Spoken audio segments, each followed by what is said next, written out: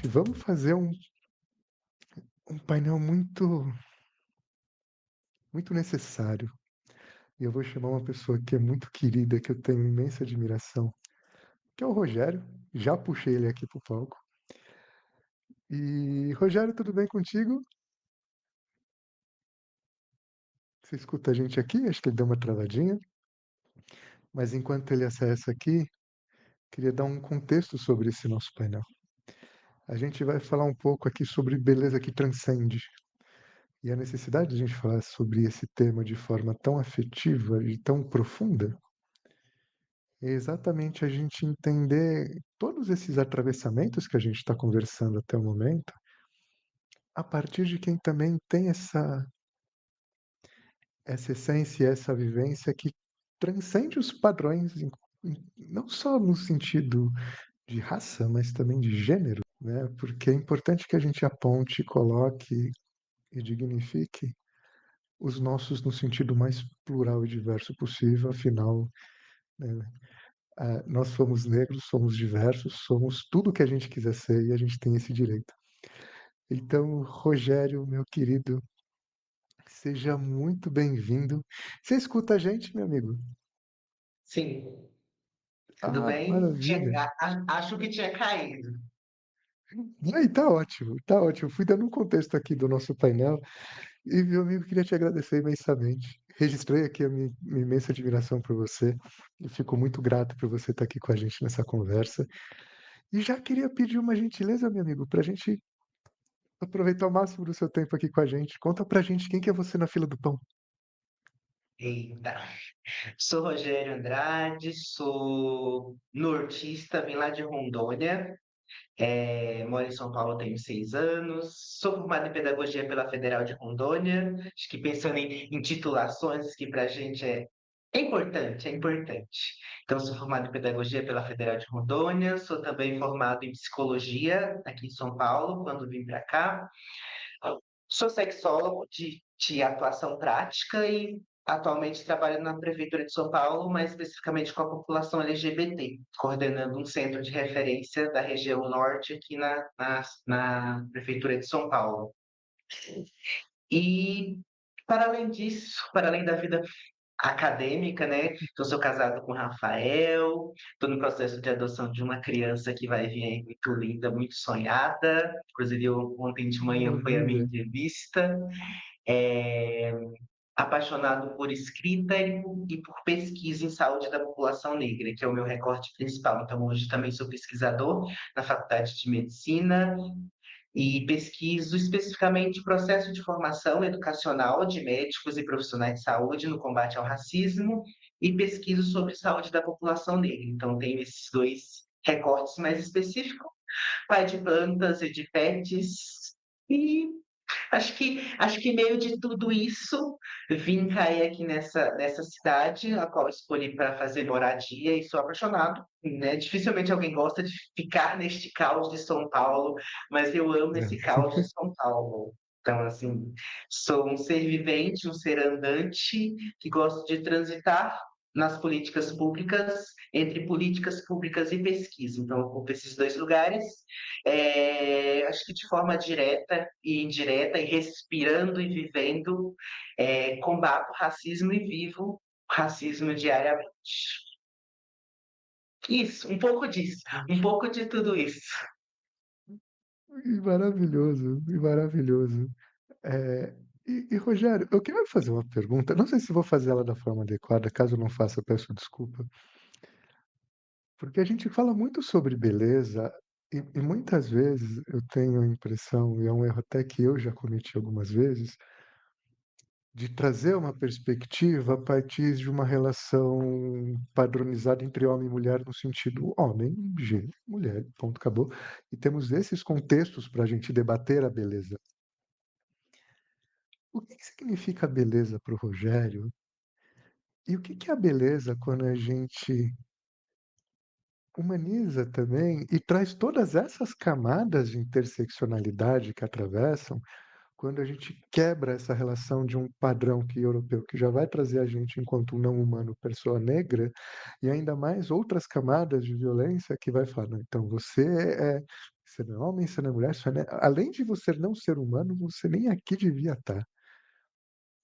Como é essa beleza que transcende, é tão potente, é tão exaustivamente resiliente e que brilha de uma forma tão profunda e incrível?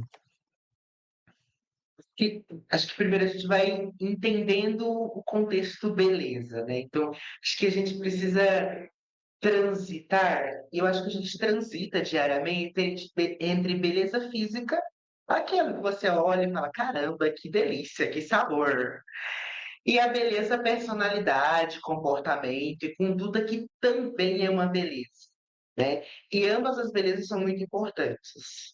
E aí a gente vai indo para os recortes. Então recorte, eu acho que eu vou pegar os recortes viventes, assim, recorte quesito raça, cor, que é um critério determinante de beleza a nível mundo e falando mais especificamente a nível de Brasil, e o recorte de gênero, né, que é um recorte importante para se falar de padrões de beleza e que a sociedade contextualiza características muito particulares. Então, homem de barba, corpo padrão, roupa masculina, roupa feminina.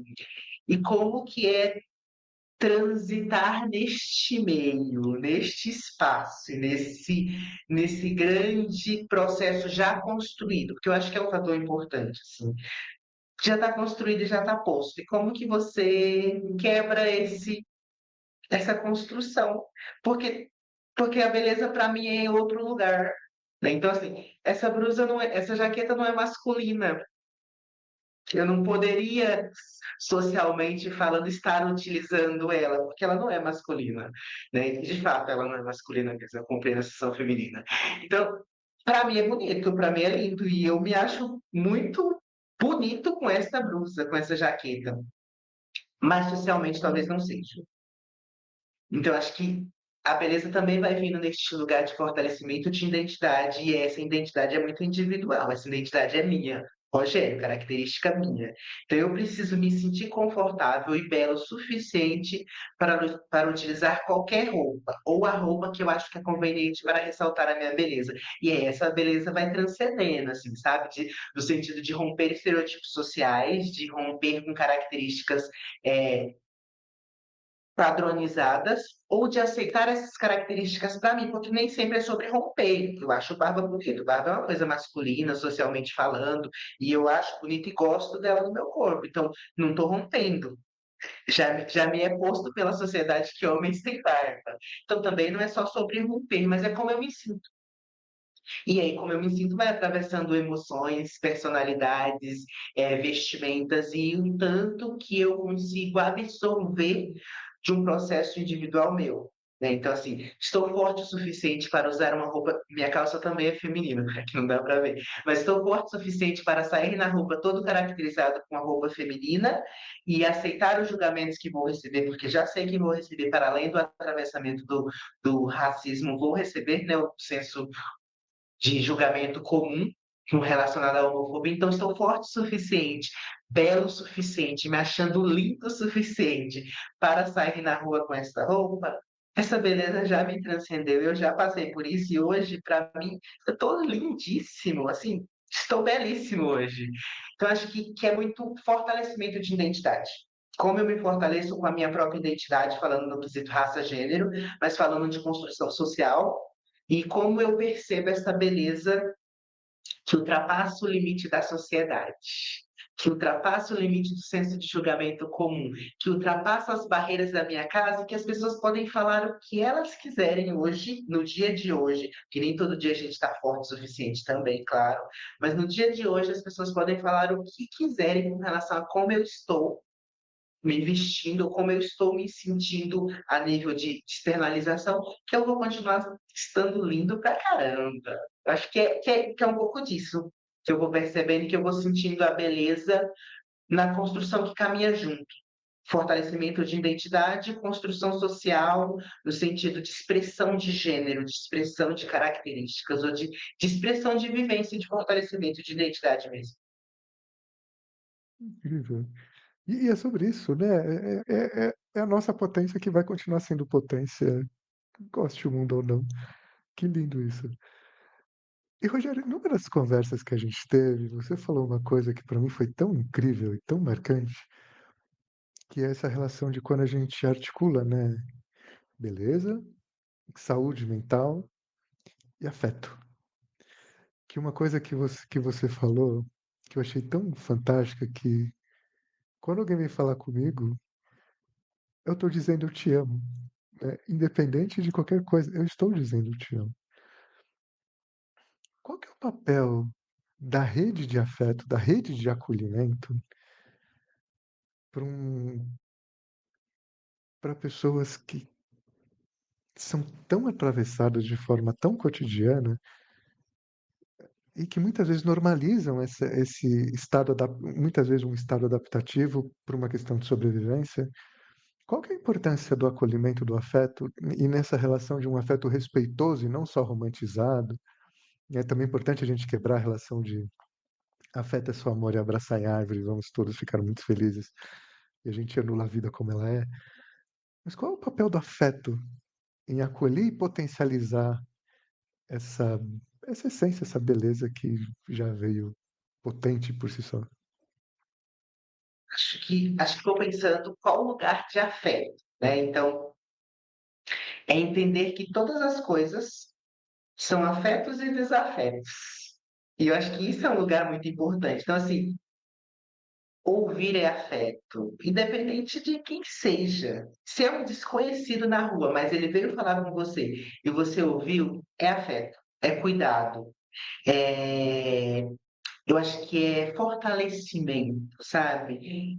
É lugar de escuta. E aí, eu não estou falando de psicológica, não estou falando de um cuidado psicológico, eu estou falando de um cuidado humano, de uma relação construída ou de uma relação possível. Porque nem sempre é alguém que a gente vai construir relações duradouras. Às vezes é só alguém que pediu informação, mas eu sorri e disse: Bom dia, olha, eu não sei, mas vamos ali que eu vou perguntar nessa loja junto com você para você não ir sozinha. E esse lugar é afetuoso.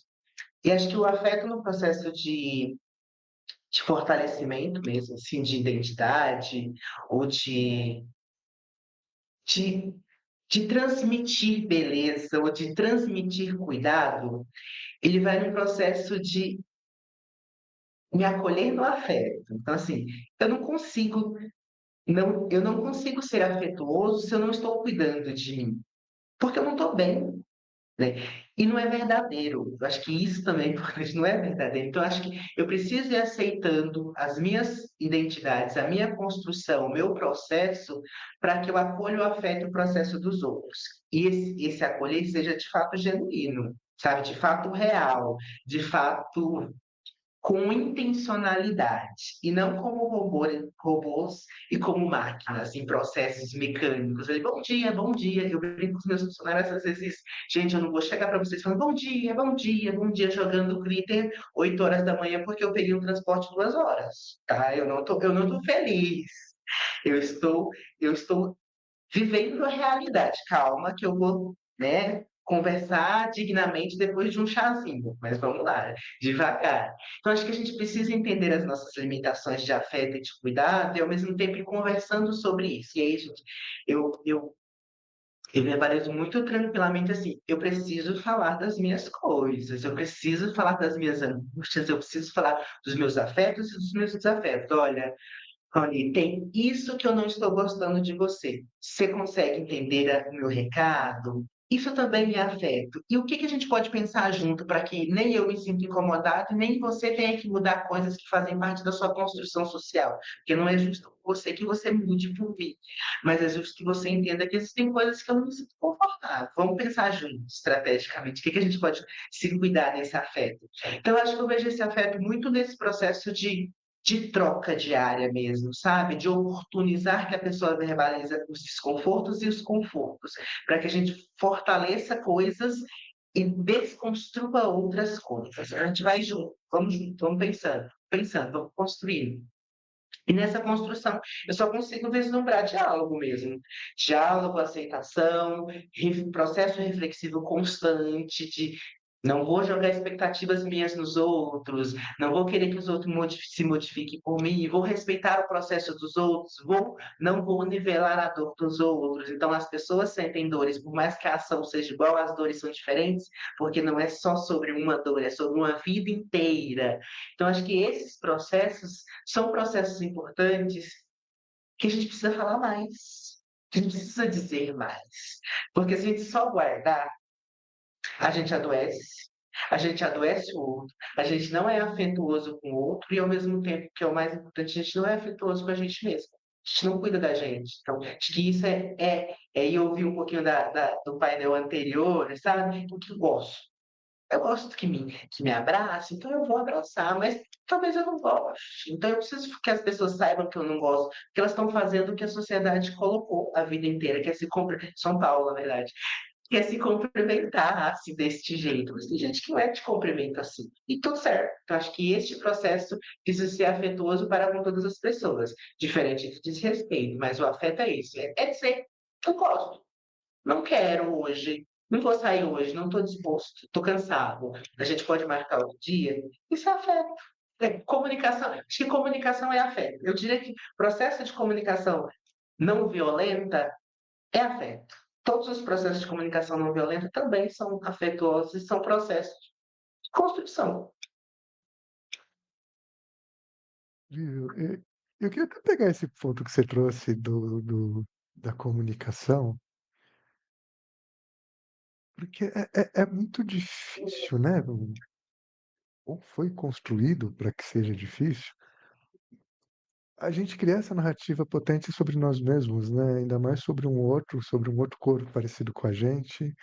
E muitas das vezes a gente se depara com uma falta de diálogo baseado na normalização de silenciamento, né?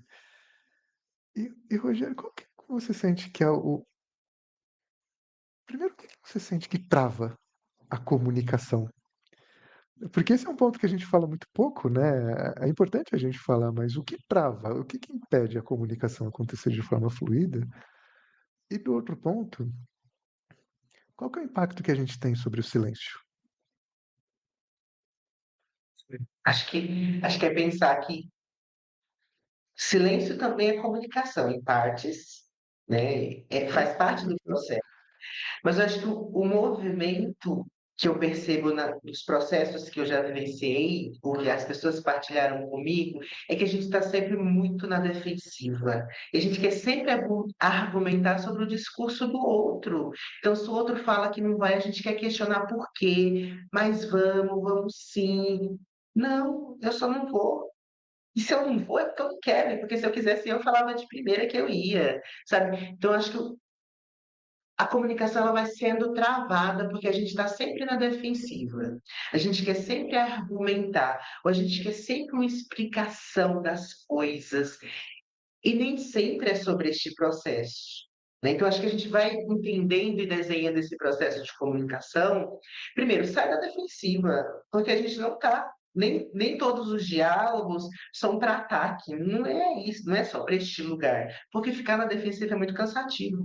E as pessoas estão muito. 2025, as pessoas estão extremamente cansadas de serem atacadas ou de achar que estão sendo atacadas, porque também é este lugar, achar que está sempre sendo atacado. E não é sempre isso, não é só sobre este único lugar. Existem ataques, mas às vezes é só processo de comunicação convencional. Você nem precisaria justificar muitas coisas, só bastava dizer um não. Então, acho que esses entraves são importantes. Acho que um escuta, então, estar aberto para receber as coisas e refletir essas coisas, nessas conversas recebidas. Então, assim, cara, não gostei do seu cabelo hoje. Tá, ok. Eu escolho se eu mudo meu cabelo para te agradar, ou eu escolho permanecer com o cabelo e você que lide com a sua frustração de não ter gostado. Mas eu posso escutar isso, eu posso ouvir isso, está tudo bem. Desde que eu consiga estar desarmado para esses processos. E aí, por um outro lado, quando você traz do silêncio, eu acho que também é importante entender que a gente precisa parar e começar a processar as coisas, sabe? Então, assim, a gente quer ter respostas muito rápidas, viver muito rápido, refletir muito rápido, ter que ter resposta. Eu não tenho que ter resposta, eu não tenho que ter posicionamento sobre o Dia da Consciência Negra, eu não tenho que fazer vídeo no Instagram para isso, porque é o meu mês. Eu não tenho que me posicionar sobre a prisão do Bolsonaro, eu posso me posicionar se eu quiser. E o tempo inteiro eu percebo nos processos de comunicação que a gente tem que estar sempre pronto para se posicionar, sempre pronto para falar, mas é sempre pronto sem refletir, sempre pronto para ser muito rápido no processo de comunicação. E aí isso vai travando os diálogos acontecendo e os afetos ali vão surgir. Então, assim, se a pessoa chegar na minha sala e está desconfortável e ela me verbaliza, eu preciso acolher, eu preciso ouvir, mas eu não preciso ter que responder sobre esse desconforto ali na hora.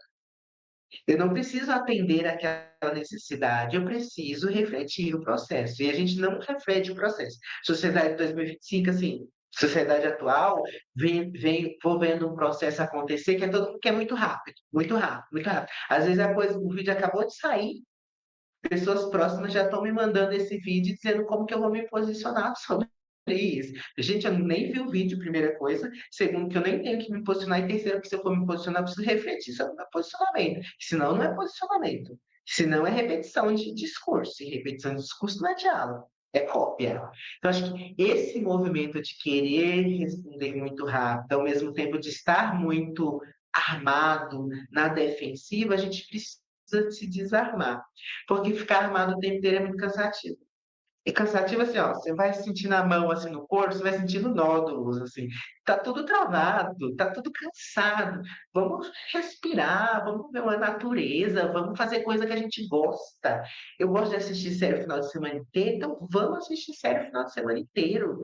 E não tem que ter uma vida social ativa. Não, eu quero ficar no ócio, gosto de ficar no ócio. E o ócio comigo e o ócio com as outras pessoas é saudável. Eu acho que esse processo de comunicação, ou a falta dele, vai esbarrando nisso, vai esbarrando. Então, em ter que se posicionar o tempo inteiro para todas as coisas, se sentir o tempo inteiro numa posição de defensiva, de estar sendo atacado, quando nem sempre é sobre este lugar, e nem sempre, mesmo nos ataques, a gente tem que ou devolver o ataque ou estar no lugar. A gente pode só sair se o ambiente é um ambiente conflituoso, eu saio, eu quero. Saia deste lugar.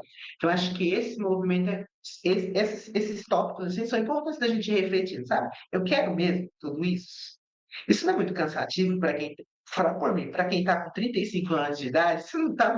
Não, vou gastar meu tempo com outra coisa. Vou comer meu lanchão no final de semana e vou assistir minha série e tá tudo certo.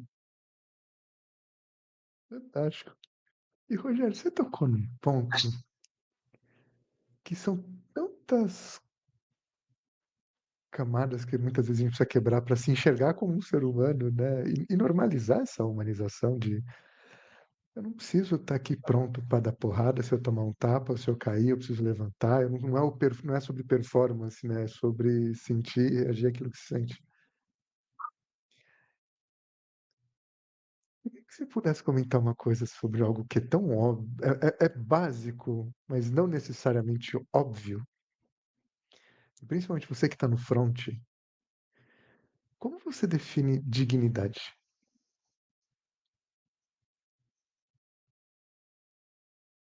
E acho que dignidade é a palavra do momento. Direitos humanos, dignidade, ajudar o outro, é ser.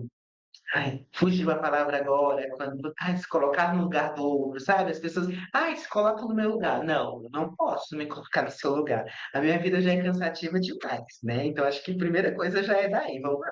Eu posso imaginar e a gente pensar junto, se você quiser, mas colocar no lugar, não, porque eu vou ficar cansado. Acho que isso.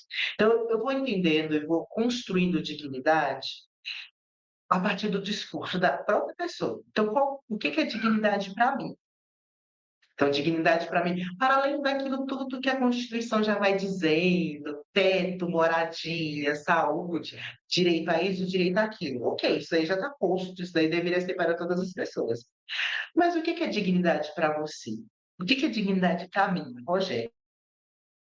Eu gosto de trabalhar com as pessoas que convivem comigo né, que passam por mim em atendimentos e comigo mesmo enquanto indivíduo. O que que é dignidade para mim? Então, assim, Eu posso hoje ter o privilégio de acessar algum lugar que eu tenho esse desejo? Isso para mim é muito digno, porque faz sentido para mim.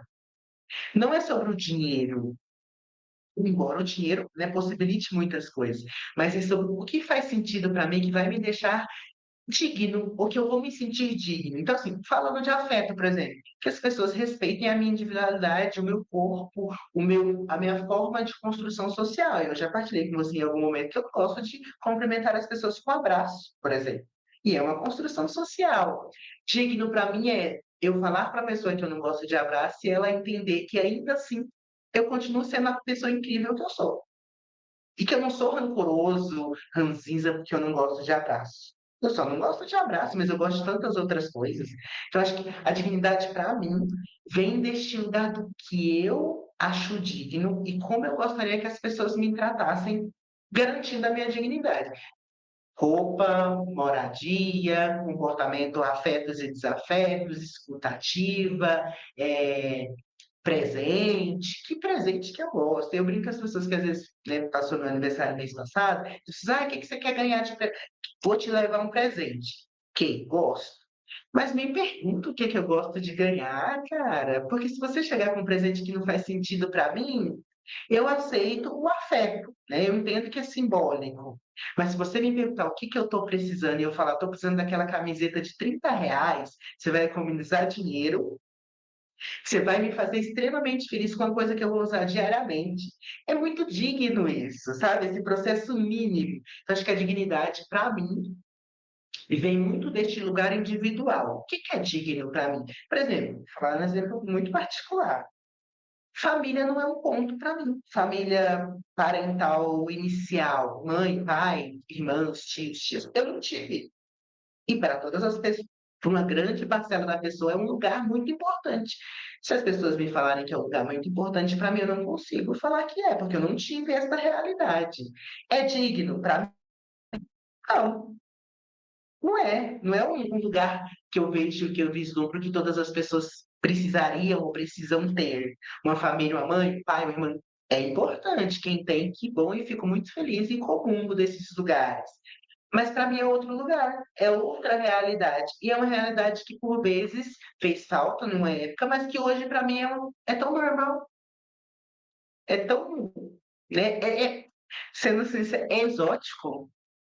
Quando alguém fala, ai, meu pai fez isso, isso, isso, isso, isso. Para mim é muito distante. É como uma viagem para Disney, sabe? Aquela coisa que você sonha que é muito distante, em algum momento depois já nem faz mais sentido na sua cabeça. Acho que a dignidade vem muito desse lugar individual. O que que é digno para mim? O que que é digno para mim vai ser um lanchão no final de semana, eu ter dinheiro para comprar o meu lanche no final de semana. É muito digno. E é muito digno as pessoas respeitarem isso. E aí a gente vai pensando por construções sociais. Eu acho que a dignidade é algo muito individual, para além, óbvio, de todos os preceitos constitucionais de moradia, alimentação, saúde, lazer e esporte. Menos esporte que eu nem gosto. Então, viu como é muito. Eu acho que é isso, viu como é muito particular para a Constituição, ter acesso a esporte e lazer é fundamental. Não gosto de esporte, posso ter acesso, mas nem não vai me tornar mais digno se eu ter acesso ao esporte, porque não faz sentido para mim. Perfeito. Puxa, Rogério, que incrível que você trouxe isso. Porque é tão maluco, né, a gente pensar nessa coisa que ele é o óbvio, onde a gente é indivíduo, né? A gente, antes de ser sociedade massa, a gente é gente aqui. E como você sente? Tem uma coisa que eu acho interessante também, eu acho que até aproveitando falando dessas relações do que transcende, da relação de afeto, que é quem cuida de quem cuida, né? Quem acolhe quem está gerando este afeto e que muitas vezes não consegue nem se enxergar enquanto algo merecedor de afeto também, né? De todos esses atravessamentos que a gente sofre no dia a dia, da existência de uma resiliência necessária de forma tão constante e muitas vezes normalizando o ataque, né? Como o oi já é um ataque, o olhar já é um ataque, e, e muitas vezes a gente acolhe sem ser acolhido, né. Como na tua percepção é esse jogo, né, entre quem cuida de quem cuida, mas quem cuida é cuidado, se não é, e se não é cuidado, que impacto que isso cria? Como essa maçaroca de vivências e afetos impactam a nossa realidade, nossa identidade? Que vou pensando, e aí é algo Rogério, tá? Não é padrão referência. A gente é atacado o tempo inteiro, isso é posto, a gente sabe disso, assim, né? Então você tá andando, vou falar por mim, tô andando no metrô só olhado, se não tô com uma roupa de padrão social construído, só olhado. Mas o que que eu faço com isso? Acho que esse é muito importante. Eu vou me martirizar, eu vou me sentir incomodada, eu vou botar meu fone de ouvido e continuar minha viagem. Primeira coisa, que é muito importante, né? E aí isso reflete, inclusive, em cuidar de quem cuida. Então, assim, eu cuido de mim primeiro, antes de qualquer outra pessoa cuidar de mim, né? Porque se eu pode existir, a partir da minha lente, pode existir qualquer outra pessoa cuidando de mim. Mas se eu não tiver a percepção que eu sou ator fundamental no meu cuidado, essa outra pessoa ela não vai dar conta. Porque tudo vai ser não. Porque o processo de comunicação vai ser não. Ai, você está cansado? Tô. Tá, mas o que que a gente faz com isso? Porque outra pessoa não vai ter resposta para tudo. Outra pessoa pode ajudar no processo. Então, acho que este lugar é um lugar meu. Quem cuida, né? Eu cuido de mim primeiro para que as outras pessoas consigam me acessar. Porque se eu não cuidar de mim, elas não vão conseguir me acessar. Coisas mais básicas. É óbvio que aí a gente vai tendo outros atravessamentos, drogadição, e, enfim, atravessamentos sociais. Mas eu acho que num primeiro momento é se permitir ser cuidado. E para se permitir ser cuidado, eu preciso cuidar também de mim mesmo, enquanto indivíduo, enquanto percepção social, enquanto construção de identidade. Porque a pessoa pode, ela, talvez ela não tenha a mesma lente que eu, na maioria das vezes, inclusive, não tem a mesma lente. E aí vai haver já a divergência, porque eu vou entender esse cuidado como ataque. Porque quem vive sou eu. Né? Quem constrói, quem sofre na pele sou eu, quem sente a dor sou eu. Então, se eu não tiver a dimensão deste cuidado que eu quero e qual é o cuidado que eu permito que as outras pessoas tenham para comigo, porque isso é um fator importante. Eu quero ser cuidado por outras pessoas? Ou o meu cuidado por hora? O que, qual é as coisas que eu permito que as outras pessoas cuidem para mim ou comigo? Né? Então, assim, fazer comida para mim é um cuidado? Para algumas pessoas é uma grande demonstração de afeto, uma grande demonstração de cuidado. É para mim? Acho que esses pontos assim que nos perpassam é importante para a gente entender que cuidado é esse. E aí a gente vai tendo figuras de referência, pai, mãe, marido, filho, filha, amigos. Então, assim, pensando no Rogério que vive em São Paulo. Quem cuida de mim sou eu e meu marido, nós nos cuidamos parcialmente naquilo que eu permito que ele cuide, porque tem coisas que eu prefiro eu mesmo me cuidar, porque faz muito mais sentido, vai dizer muito mais das minhas particularidades, do que das particularidades dele. E para além disso, a gente vai tendo algumas outras pessoas que vão transitando, né, nos nossos amigos, nichos de trabalho, que também é uma forma de cuidar. E quando eu chego, quando eu estou aqui, né, em uma transmissão ao vivo, compartilhando a minha história com você, eu estou sendo cuidado. Eu estou sendo cuidado porque você me viu, porque você reconheceu potencialidades para que eu falasse. Porque você decidiu me dar voz. Isso é cuidado. Entende? Que é dimensão de cuidado. Quando eu saio de casa para ir trabalhar e alguém chega aqui no serviço e alguém fala, nossa, que blusa bonita. Eu já sofri atravessamentos no caminho, porque as pessoas me olharam torto, por isso, por isso e por isso, porque a blusa não é padrão social, mas eu cheguei no serviço e alguém falou, nossa, que blusa bonita. É cuidado. Né? Então, a dimensão do cuidado ela é tão subjetiva que às vezes um espirrar e alguém falar saúde, olha isso, olha que cuidado.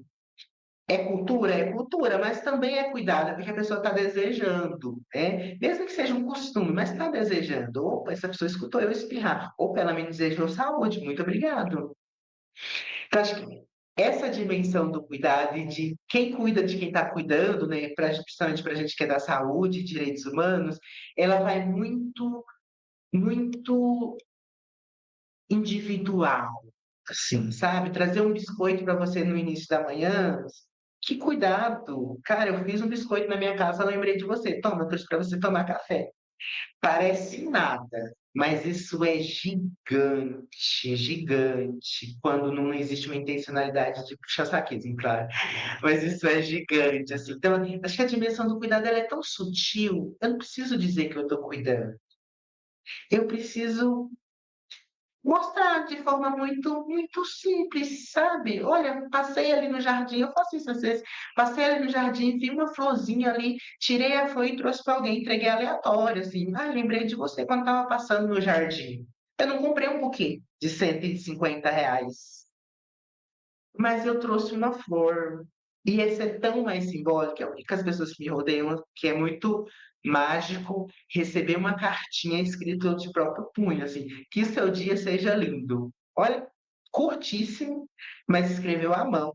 Cara, isso é gigante para mim. Assim, eu guardo tudo na minha gaveta. Eu levo a cartinha, coloco lá na minha gaveta, porque eu lembro que as pessoas me deram um lugar, perceberam a minha existência, perceberam que eu estava frágil, foram percebendo essa existência, esse afeto sutil. E não é grande, não é uma joia, não é um buquê, não é a cesta de café da manhã. Não, é uma florzinha, é um bom dia. É um você tá bem hoje? Senti ser com uma energia bem baixinha. Tô bem, tá tudo certo. Cuidei. Cuidei na sutileza, mas eu cuidei, isso é gigante. Então, acho que o cuidado para mim é isso. Cuidar de quem cuida para mim é isso, em uma intencionalidade despretensiosa, sabe? Eu não estou querendo demonstrar que eu estou querendo cuidar de você. Eu só tô sendo real. Só tô sendo real. Eu acho que é isso, para mim. Mas também, pô, também Hum, aceito joias, presentes, etc. Tá dizendo do dia a dia, do leve, do suave. perfeito. Rogério, antes de caminhar para o final, queria fazer uma pergunta, pegando seu chapéu de sexólogo, que a gente fala muito pouco sobre o prazer, né? Na dimensão do prazer, qual é o papel do prazer na emancipação dos nossos corpos? Prazer sexual. O que bater no teu coração. Acho que precisamos dimensionar este prazer, né? Então, acho que quais são os prazeres da vida, né? Então as pessoas falam, né, chegam assim, ai, gozar é o prazer da vida. Nem sei se a gente poderia falar esses termos aqui, podemos falar. Mas tudo em casa. É... Ah, mas a gente goza além do biológico por tantas outras coisas. E aí eu vou, né? O meu prazer é passar o final de semana acariciando meus gatinhos, que eu tenho dois, e sentir que eu descansei no final de semana. Isso para mim é melhor que muitos orgasmos biológicos, assim, sabe? Então acho que o prazer tem essa dimensão que esbarra em muitas coisas. O prazer, para mim, por exemplo, e acho que é uma construção social, esbarra quando a pessoa percebe e me permite falar daquilo que eu não gostei, sexualmente falando e não sexualmente falando. Então, assim, vou exemplificar meu marido, quando o meu marido me permite falar, olha, eu não gostei porque você chegou, você deixou a toalha em cima da cama. E nos outros dias eu percebo que essa toalha não existe mais em cima da cama, isso é gigante, isso é prazeroso. Por quê? Porque ele me ouviu, porque ele acolheu o meu desconforto. Ele entende que deixar a toalha em cima da cama e tirar a toalha de cima da cama, tirar vai me deixar confortável e não colocar mais lá não vai causar danos para ele. Falar o popular coisa de mãe, não vai quebrar a mão, sabe? E é um prazer enorme. E aí, falando sexualmente, né, de forma mais sexual e afetiva, a gente precisa falar sobre esses prazeres. A gente precisa falar sobre esses prazeres. Sim, não gosto que pega aqui. Não coloca a mão aqui. Gosto que me chupa deste jeito. Gosto que me beija deste jeito. Não gosto que faz isso. Não curto isso. A gente precisa falar, seja na cama, seja na mesa de jantar, seja no cafuné, na hora de dormir. o que é que a gente gosta. A gente tem muita coisa para não falar, esperar que a pessoa adivinhe, sabe? O prazer vem deste lugar, de que eu não precise ficar criando expectativas. Eu preciso falar, cara, faz isso, porque se você fizer isso, o prazer é garantido. Por que que a gente não fala? Por que que a gente não verbaliza onde é que, o que que nos faz sentir prazer? Por que que a gente espera que a outra pessoa adivinhe? Não, vamos facilitar a vida do colega, vamos facilitar a vida dos nossos amores. Vamos falar, olha, faz isso que é batata. Me pega desse jeito, me beija desse jeito, lava a louça para mim antes de eu chegar, porque eu vou conseguir chegar, tomar meu banho, e aí eu vou estar disponível afetivamente e sexualmente para você. Vamos falar, vamos facilitar a vida das pessoas. Então, acho que o prazer está diretamente ligado à forma e ao diálogo de conduzir ali com a pessoa, com as pessoas, né? Eu tenho uma relação de trisal, então é com as pessoas, e eu preciso falar. Eu preciso dizer o jeito que eu gosto, o jeito que eu não gosto, e o jeito que eu gosto da vida. Porque a gente precisa linkar, e isso é um fator muito importante enquanto sexólogo falando, que relação sexual também tem a ver com a vida. Então, se eu trabalhei 8 horas por dia, eu chego cansado no final do dia, eu ainda tenho que limpar a casa e lavar a louça, e fazer comida, enquanto eu tinha uma pessoa que chegou mais cedo, nem começou essa atividade laboral, me desculpa, mas eu não vou transar no final da noite, não. Não existe. Então, a gente também precisa falar sobre sexo e a vida, a condição social, o ser vivente que transita, porque isso atravessa. Então, assim, amor é lindo? É, mas ninguém vive só de amor, não, desculpa. A gente precisa viver de amor e de diálogos para que esse amor seja fortalecido. Porque se eu não falar sobre esses confortos e desconfortos, o amor não supera, o amor não dá conta. Ele pode até continuar existindo, mas ainda assim as outras coisas vão ser maiores do que só este amor. Acho que prazer é isso, é poder falar e ser ouvido e que essa pessoa consiga. Eu não estou dizendo acatar as minhas coisas, mas que a gente consiga entrar em consenso, em senso comum ali. Então, se você não gosta da toalha em cima da cama e eu, né, posso colocar ela no lugar que ela precisa ser colocada, e isso não vai me causar prejuízo, vamos. Se for necessário, a gente até muda o lugar de colocar a toalha. Se fora do quarto está muito longe, a gente coloca o lugar de colocar a toalha dentro do quarto, do lado da cama, mas não em cima da cama. Pronto, achar um denominador comum ali para ajustes afetivos. Acho que o prazer, para mim, vem deste lugar. Incrível, que incrível. E meu amigo, pra gente fechar com chave de ouro, Rogério, por que seus ancestrais se orgulham tanto de você? Eita, eu acho que os meus ancestrais se orgulham tanto de mim. Primeiro porque eu cheguei, né? Quando ninguém queria, a sociedade não queria que eu chegasse onde eu cheguei, que eu ocupasse os lugares que eu falasse as verdades que ninguém gosta de ouvir, que eu conseguisse dizer dos desconfortos de quem veio antes de mim. Acho que os meus ancestrais se orgulham num primeiro momento do lugar que eu cheguei, dos lugares que eu ocupo, e isso é um fator importante na minha vida, mas também creio e acredito que eles se orgulham de mim, acho que pela força de ocupar esse espaço e ao mesmo tempo de também chorar neste espaço. Porque por mais que eu seja muito forte e transpareça por vezes essa fortaleza, mas eu também me deixo transparecer fragilidade e transparecer fragilidade para mim e, né, para os meus ancestrais, para as pessoas, né, que me acompanham, também é dizer de um lugar de humano, de um lugar de que eu preciso chorar e que as pessoas precisam ver o meu choro, e eu choro mesmo em qualquer lugar, quem sabe me conhece, sabe que eu choro no ônibus, choro no trabalho, choro. Eu choro porque a vida também é sobre chorar e lamentar e sofrer. E eu acho que os meus ancestrais são fortes, mas eles também se orgulham de que eu transpareça a fragilidade, porque a minha fragilidade precisa ser vista pelas outras pessoas. E elas precisam ser vistas, compreendidas e também refletidas se eles podem me ajudar nesse processo de fragilidade, porque não é só sobre mim, é sobre um coletivo em determinados momentos. E esse coletivo também tem responsabilidade sobre o meu choro. Então, acho que meus ancestrais se orgulham da minha força, mas também se orgulham da minha fragilidade, para que porque eu posso mostrar essa fragilidade hoje e ser acolhido no afeto. Então, acho que por isso, também por isso e por outras coisas, mas acho que para mim isso faz muito sentido. E para mim conversa muito com quem eu sou.